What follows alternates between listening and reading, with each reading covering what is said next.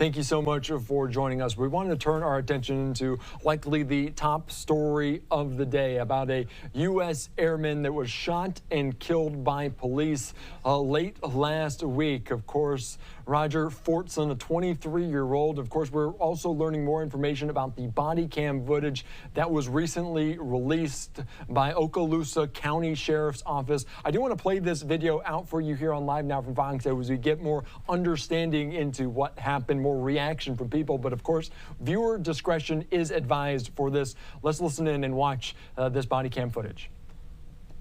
All this other stuff and I heard a slap, like right after it, but I wasn't sure where it came from. Okay. And I couldn't call, like I didn't want to call the police and like, you know. Which room is it?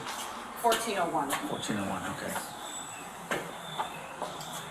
1401. But the girl sounded scared, the one that called. She said, she was like, it sounds like it's getting really out of hand. So it's hit number 4, huh? Yeah. Okay. You mean fair? We stand out there and direct the other deputy that's coming to this area? It's not, you're going to go to the 4th floor and it's going to be on this side. Gotcha.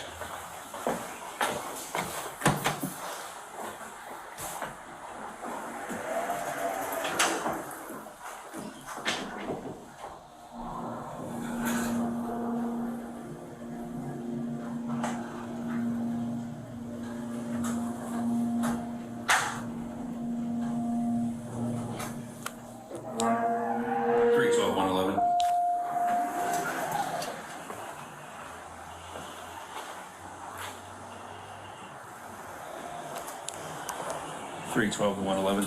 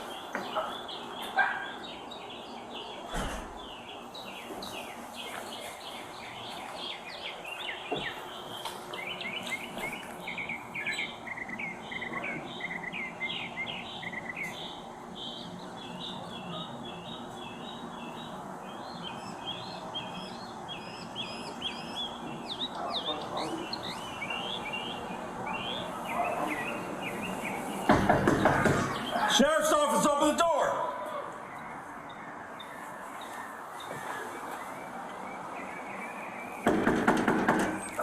Sheriff's office, open the door! Step out. Drop the gun! Drop the gun! It's over there. Drop the gun! I don't have it.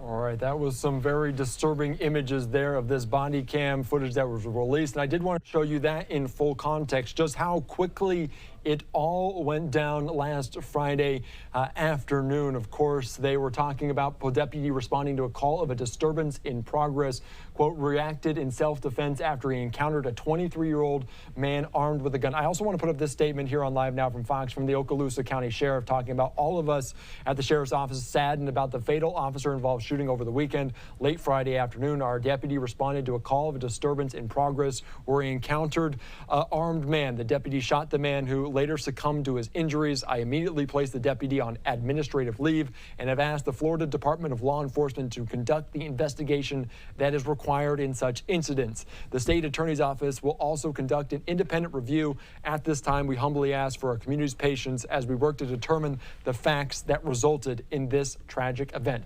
I do want to bring into the conversation right now here on Live Now from Fox, civil rights attorney Benjamin Taylor. Thank you so much for joining us here on Live Now from Fox. And of course, potentially the first time you're seeing that body cam video like so many of us are. What's our initial reaction? What's our initial thoughts when you look at that video? I mean, when you watch the video, you see a young man, a US Airman, inside his house. You see the sheriff deputy knock on the door. So it makes you wonder what caused the sheriff deputy to shoot so quickly. You do see the young man allegedly have a gun in his hand, but the gun is pointing down. So more facts will come out, but the body camera for this case is the main thing here. The knock on the door was very quickly. Yep. The shots were very quickly. So whenever you're inside your house, your home is your castle. Everybody understands that, and people should be protected and feel safe inside their home. And this U.S. Airman would probably assume would not even know who this person is outside unless they announce that they're law enforcement. So the facts here are going to come down to whether or not the law enforcement agent had the ability and the right to be able to hold the gun out and shoot him, and whether the U.S. Airman inside his house had the right to have a gun inside his house to protect himself too. Yeah, and of course his family has come out and said he illegally owned that gun. And of course, 23-year-old U.S. Airman serving there in the Air Force as well. And we were talking about some of the statements coming out from Ben Crump, the civil rights attorney as well, talking about potentially the wrong apartment, even though the leasing agent did say 1401. And you can see in that body cam footage that they are at apartment 1401. I do have to ask you, because it's a singular officer. It's one person there going up to this disturbance. We don't really hear a ton of commotion, not really a disturbance at all. Potentially, why did the officer not wait for backup? Is that a component of this? Yes. I mean, the whole case will be look at the totality of the circumstances, meaning like, was anybody else in the apartment? If there was an alleged fight inside the apartment, but there's nobody else inside the apartment when the officer arrives, what's the sense of urgency to not wait for backup and to, pretty much knock on the door and pull the trigger and shoot? So all the facts have to come out, of course, but the fact that if nobody else is in the apartment and this young airman lives there and rightfully lives there, is there a sense of urgency not to wait for other backups to come to make sure that everybody's safe before you go into somebody's house? Because anybody would know that if somebody knocks on your door, you're gonna be a little bit suspicious, right? And you don't know who is outside. So you might grab your weapon just to protect yourself. So if the U.S. Airman had every right to grab his weapon, that's fine. But did the officer have a right to actually shoot the U.S. Airman inside his apartment? And that's what the case is going to come down to. Yeah, and I was going to ask you about this because he knocked on the door the first time, didn't really announce himself, may not have felt like he needed to. The second and third time, he did say sheriff's office as well. Can you talk a little bit about that and how that is a component as well? That could be a factor. Yeah, it's going to be a factor whether or not the airman knew that this was a sheriff's officer. Unfortunately, the airman is dead, so he can't testify anymore. But if there's any other witnesses that heard him say that or heard it on the body camera to say, I am law enforcement, let me in. Even though they're law enforcement, they're outside the door, did this law enforcement have a warrant to enter? Did they have the right to go inside the house? It looks like he might have shot him outside the apartment, not going inside, but still, when your home is your castle, and you have every right to be safe inside your house. So it's a higher level when law enforcement comes inside your house and shoots you versus outside on the streets. Yeah, and I do want to ask you about another kind of fact of this case. Of course, the 23-year-old U.S. Airman there serving as well. I want to put up just his image as well, as the Air Force's first Special Operations Wing said his priorities are providing casualty affairs to the family, supporting the squadron during this very tragic time. Will the U.S. government, will the Air Force, they be involved in this investigation at all since it's involving one of their personnel? Yes, anytime something happens to a United States official, whether or not it's an airman, a post office official, any federal government official, the United States Air Force, United States government, the Department of Justice can always come in and do their own investigation to make sure that everything is done fairly and accurately and correctly. So I wouldn't be surprised if the Department of Justice comes in to help out the state of Florida in this investigation. Yeah, and the state of Florida is another part that I want to get into because the states have different laws and regulations. Florida's very strong on their maybe castle doctrine and other things like that. How can that play a role in terms of gun ownership, in terms of having your home and being inside your home versus another state or different states? Yes, Florida has the strong stand your ground laws, and your home is your castle, meaning that if you're inside your house, you have a right to protect yourself from any intruders or anybody who's coming into your house that you don't know. In this situation, the U.S. Airman might not have known that this person was law enforcement, might not even heard the announcement of law enforcement if the law enforcement agent did say, I am law enforcement. So all that will come into play here, but being inside your house will be a big issue. Him being inside his apartment complex, being shot inside of the apartment complex, it will become a big issue in the criminal investigation. Right now, this officer will be criminally investigated to see whether or not charges will be brought against him as far as manslaughter or murder case in the future, whether or not this officer will have to face trial. Yeah, and potentially what charges, if they do file, what kind of charges are this officer, could they be looking at? I mean, there's a plethora of charges. Assault, first-degree murder, second-degree murder, manslaughter.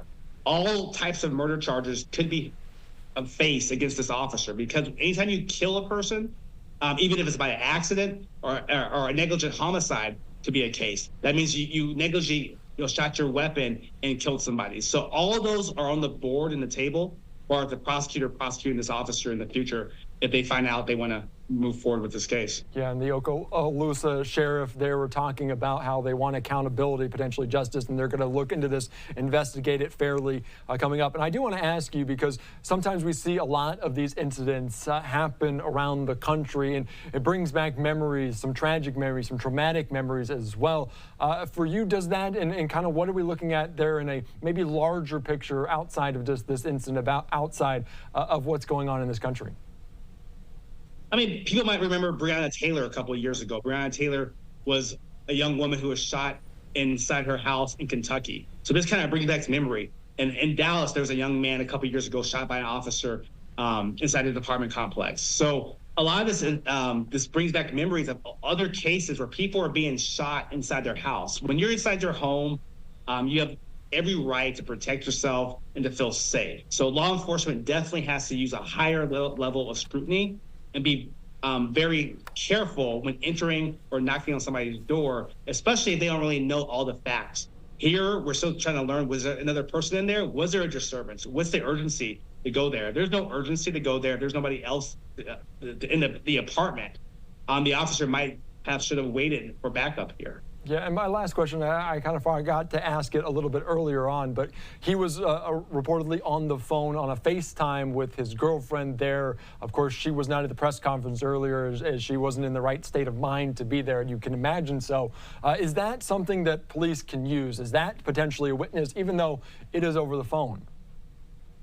Oh, yes. The FaceTime girlfriend, if she heard everything and she was with them and she actually saw him being shot or heard the gunshots or heard anything, she can come into court and testify and give a statement to the investigator. And if there goes to trial, she can come to trial and testify in front of the jury. So anybody who was around there, anybody who saw it from the outside, anybody who's in there, anybody who heard anything, they can come and testify.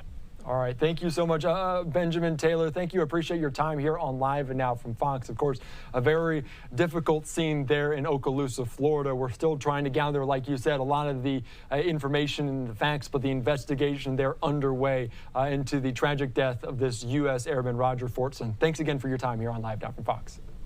All right, thanks for having me. All right, thank you so much. All right, we're going to continue on. I do want to take you out to some of these comments from civil rights attorney Ben Crump there alongside the family. A very emotional press conference from earlier on today as they were talking about this tragic death of the 23-year-old